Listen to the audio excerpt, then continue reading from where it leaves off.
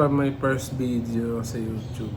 It's been almost 10 years. And now, yung pinangako ko sa'yo na 10 years. Dito na. Tagal ko na nag-upload sa video. To my younger me, yun lang. Ano sa'yo may magbabago. Basta ano lang. Pero kulang pa. Marami rin nasayang din. Ipon lang at malayo pa mararating natin. Yun lang. Hindi na ako gano'n nakapag-video sa camera na DSLR or GoPro. Tinry ko lang tong iPhone 17 ko.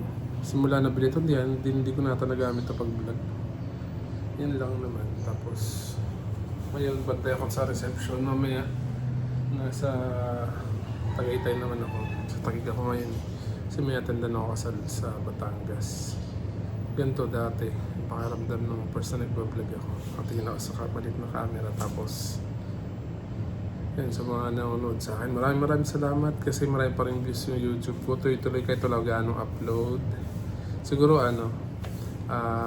pagbalik namin galing ng mga galaan, magka-car camping kami ulit. Tapos, tatry ko ulit big bike. Pa mga naging content ko. Usually kasi content ko big bike, 4x4 Hilux na car camping. Tapos yan. Ngayon, puro baril naman. Ulit din Alam mo naman tayo mga lalaki, hindi tayo tumatanda. Nagmamahal lang yung mga gusto nating laruan. Kaysa magloko kayo, yung mga laruan nyo na lang yung pagkaabala nyo sa kayong pamilya nyo. Tapos trabaho ng trabaho, business ng business, para makapag-provide din. Yun lang. Maraming salamat at see you at my next video. Catch up lang to ng 10 years ago na mga unang first video or vlog ko sa YouTube. Yun lang, kaya mag-update lang ako ngayon. Thank you.